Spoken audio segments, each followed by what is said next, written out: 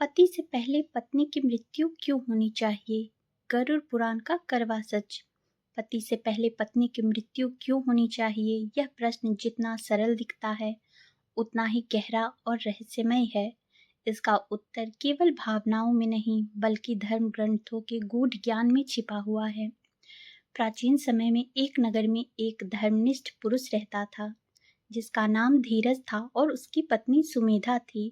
दोनों के बीच इतना गहरा प्रेम था कि पूरे नगर में उसके संबंध की मिसाल दी जाती थी। धीरज हर सुबह उठकर भगवान का स्मरण करता और सुमेधा उसके चरण स्पर्श करके दिन की शुरुआत करती। दोनों का जीवन सादगी और प्रेम से भरा हुआ था, लेकिन एक दिन ऐसा आया जब सुमेधा गंभीर रूप से बीमार पड़ गई। वैद्य आए, दवाइयाँ दी गई, पूजा पाठ हुआ, लेकिन उसकी हालत दिन प्रतिदिन बिगड़ती चली गई। धीरज दिन रात उसकी सेवा में लगा रहता। उसकी आंखों में केवल एक ही डर था कि कहीं वह उसे खो ना दे। और फिर एक रात जब चांद आसमान में आधा छिपा हुआ था, सुमेधा ने धीरे से धीरज का हाथ पकड़ा और कहा, स्वामी, अगर मैं आपसे पहले चली जाऊं तो दुख मत करना। यह सुनकर धीरज का हृदय कांप उठा। उसने कहा, ऐसा अशुभ मत बोलो, मैं तुम्हारे बिना कैसे जी पाऊंगा। लेकिन सुमेधा केवल मुस्कुरा दी और कुछ ही क्षणों में उसने अपने प्राण त्याग दिए। उस पल धीरज की दुनिया उजड़ गई। वह फूट फूट कर रोने लगी। उसे समझ नहीं आ रहा था कि ईश्वर ने उसके साथ ऐसा क्यों किया। वह अपनी पत्नी से पहले क्यों नहीं गया। वह कई दिनों तक भोजन नहीं कर पाया और अंततः वह एक ज्ञानी संत के पास पहुंचा और उनसे पूछा, गुरुदेव, मेरी पत्नी मुझसे पहले क्यों चली गई? क्या यह मेरे पापों का परिणाम है या ईश्वर की कोई कठोर परीक्षा? संत ने अपनी आंखें बंद की और गहरी आवाज में कहा, वत्स, जो कुछ भी होता है वह बिना कारण नहीं होता। तुम्हारी पत्नी का तुमसे पहले जाना कोई दंड नहीं बल्कि एक गहरा रहस्य है जिसे समझने के लिए तुम्हें अपने मन को शांत करना होगा। संत ने आगे कहा, धर्म ग्रंथों में विशेष रूप से गरुड़ पुराण में यह वर्णन मिलता है कि पति पत्नी का संबंध केवल एक जन्म का नहीं होता, यह अनेकों जन्मों का बंधन होता है।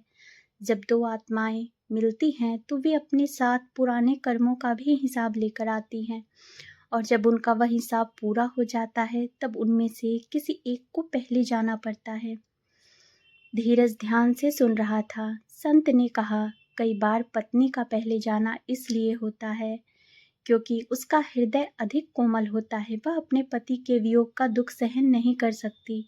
अगर पति पहले चले जाए तो पत्नी के लिए जीवन एक बोझ बन जाता है। उसे समाज की उपेक्षा, अकेलापन और असहनीय पीड़ा झेलनी पड़ती है। इसलिए ईश्वर कभी कभी उसे पहले ही अपने पास बुला लेते हैं ताकि वह बड़े दुख से बच सके। धीरज की आंखों में आंसू आ गए, लेकिन इस बार उनमें थोड़ी शांति भी थी।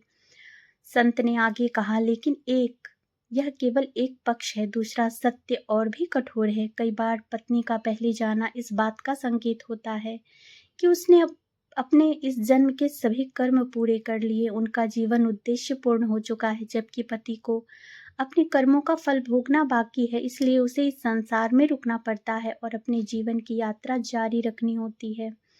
धीरज ने पूछा, गुरुदेव, क्या मैं उससे फिर कभी मिल पाऊंगा? संत मुस्कुराए और बोले, यदि तुम्हारा प्रेम सच्चा है और तुम्हारे कर्म पवित्र हैं तो यह मिलन अवश्य होगा, क्योंकि आत्माएं कभी समाप्त नहीं होती, वे केवल शरीर बदलती हैं और सच्चे संबंध समय और मृत्यु की सीमाओं से परे होते हैं। इसके बाद संत ने उसे एक और कथा सुनाई।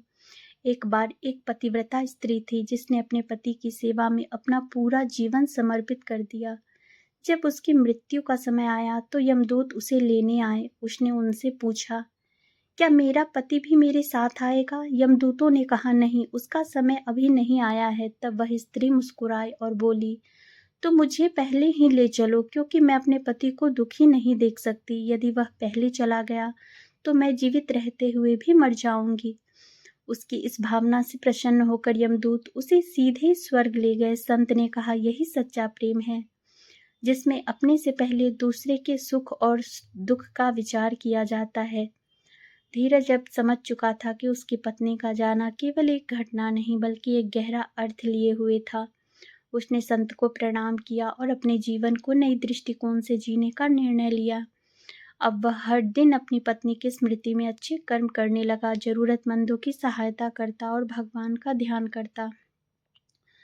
उसे विश्वास था कि एक दिन वह फिर अपनी प्रिय से मिलेगा, क्योंकि सच्चा प्रेम कभी समाप्त नहीं होता, वह केवल रूप बदलता है। समय बीतता गया, लेकिन धीरज के मन में अब शांति थी, क्योंकि उसने जीवन और मृत्यु के उस रहस्य को समझ लिया था जिसे बहुत कम लोग समझ पाते हैं।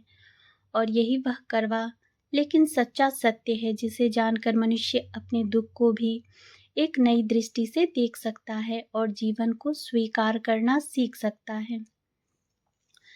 धीरज ने जब उस दिन संत के आश्रम से विदा ली तो उसका मन पहले से भारी नहीं था, लेकिन भीतर कहीं एक खालीपन अब भी था। वह अपने घर लौटा तो हर कोना उसे सुमेधा की याद दिला रहा था। आंगन जहाँ वह दीपक जलाती थी, रसोई जहाँ से हर सुबह प्रसाद की सुगंध आती थी, और वह चौखट जहाँ खड़ी होकर वह धीरज का इंतजार करती थी। अब सब कुछ वैसा ही था, लेकिन सुमेधा नहीं थी। समय धीरे धीरे बीतने लगा, लेकिन धीरज का मन संसार के कामों में नहीं लगता था। वह अधिकतर समय ध्यान और पूजा में बिताने लगा। एक दिन वह नदी किनारे बैठा हुआ था और अपने जीवन के बारे में सोच रहा था। तभी एक वृद्ध साधु वहां आए। उनकी आंखों में एक अद्भुत तेज था। उन्होंने धीरज को देखा और बिना कुछ पूछे उसके पास बैठ गए। कुछ देर तक दोनों मौन रहे। फिर साधु ने कहा, तुम अपने अतीत में अटके हुए हो, इसलिए तुम्हें वर्तमान दिखाई नहीं दे रहा। धीरज चौंक गया। उसने साधु से पूछा, महाराज, आप मेरे मन की बात कैसे जान गए? साधु मुस्कुराए और बोले, जब मन दुख से भरा होता है तो उसकी तरंग दूर तक जाती है। जो उन्हें समझ सकता है वह बिना कहे सब जान लेता है। धीरज ने अपने हृदय की सारी पीड़ा उनके सामने रख दी और अंत में वही प्रश्न पूछा, क्या सच में मेरी पत्नी मुझसे पहले जाना उसके भले के लिए था, या यह मेरे भाग्य का दंड है? साधु ने गहरी सांस ली और बोले, वत्स, सत्य केवल एक नहीं होता, उसके कई रूप होते हैं और उन्हें समझने के लिए केवल शास्त्र ही नहीं, अनुभव भी आवश्यक है। उन्होंने आगे कहा, गरुड़ पुराण में यह भी वर्णन है कि जब कोई आत्मा अपने जीवन में अधिक त्याग और प्रेम करती है तो उसका अगला मार्ग सरल हो जाता है और वह जल्दी इस संसार के बंधनों से मुक्त हो जाती है। तुम्हारी पत्नी ने अपने जीवन में वह प्रेम और समर्पण दिखाया, वह साधारण नहीं था। इसलिए संभव है कि उसका यह जन्म अंतिम चरण में था और उसे आगे की यात्रा के लिए बुला लिया गया। धीरज ध्यान से सुन रहा था। साधु ने आगे कहा, लेकिन तुम्हारे लिए यह समय परीक्षा का है, क्योंकि तुम्हें अब अपने कर्मों का संतुलन स्वयं बनाना है। जब जीवन में कोई प्रिय व्यक्ति चला जाता है तो वह केवल हमें दुख देने के लिए नहीं जाता, बल्कि हमें एक दिशा देने के लिए जाता है। वह हमें सिखाता है कि अब हमें अकेले चलना है और अपने भीतर की शक्ति को पहचानना है। धीरज के मन में एक नई जिज्ञासा जागी। उसने पूछा, क्या वह मुझे देख रही होगी? क्या उसे मेरे दुख का एहसास होगा? साधु ने उत्तर दिया, आत्माएं जब शरीर छोड़ देती है तो वे कुछ समय तक अपने प्रियजनों के आसपास रहती है, लेकिन वे केवल देखने और समझने की स्थिति में होती हैं।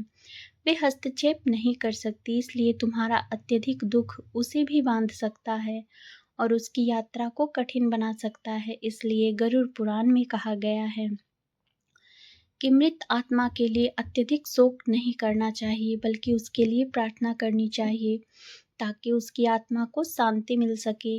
यह सुनकर धीरज के मन में एक गहरा परिवर्तन हुआ। उसे एहसास हुआ कि उसका रोना केवल उसका ही नहीं बल्कि सुमेधा का भी दुख बढ़ा सकता है, और उस दिन से उसने अपने आंसू रोक लिए और अपनी पत्नी की आत्मा की शांति के लिए हर दिन प्रार्थना करने लगा। कुछ समय बाद एक रात धीरज को एक अद्भुत स्वप्न आया। उसने देखा कि वह एक उज्जवल स्थान पर खड़ा है जहाँ चारों ओर दिव्य प्रकाश है, और वहाँ सुमेधा खड़ी है, लेकिन वह पहले से कहीं अधिक तेजस्वी और शांत दिखाई दे रही थी। उसने मुस्कुराकर धीरज की ओर देखा और कहा, स्वामी, अब दुख मत करो, मैं ठीक हूँ। मुझे वह शांति मिल चुकी है जिसकी मुझे आवश्यकता थी। तुम्हारा प्रेम ही मेरी सबसे बड़ी शक्ति था, लेकिन अब तुम्हें आगे बढ़ना होगा और अपने जीवन का उद्देश्य पूरा करना होगा। धीरज ने स्वप्न में ही उससे कहा, क्या हम फिर मिलेंगे? सुमेधा ने उत्तर दिया, जब समय सही होगा और हमारे कर्म हमें फिर मिलाएंगे, तब हम अवश्य मिलेंगे, लेकिन अभी तुम अपने जीवन को व्यर्थ नहीं जाने देना। इतना कहकर वह धीरे धीरे प्रकाश में विलीन हो गई। जब धीरज की आंख खुली तो उसका हृदय धड़क रहा था, लेकिन इस बार उसमें भय नहीं था, बल्कि एक अजीब सी शांति थी। उसे लगा जैसे उसकी पत्नी सच में उससे मिलने आई थी और उसे एक संदेश देकर गई है। उस दिन के बाद धीरज का जीवन पूरी तरह बदल गया। उसने अपने दुख को अपनी कमजोरी नहीं, बल्कि अपनी शक्ति बना लिया। वह गांव के लोगों की सहायता करने लगा, बीमारों की सेवा करता, गरीबों को भोजन कराता और हर उस व्यक्ति के साथ खड़ा रहता जो दुख में होता था। लोग उसे अब केवल एक दुखी व्यक्ति नहीं, बल्कि एक ज्ञानी और दयालु इंसान के रूप में देखने लगे। धीरे धीरे उसकी ख्याति दूर दूर तक फैलने लगी।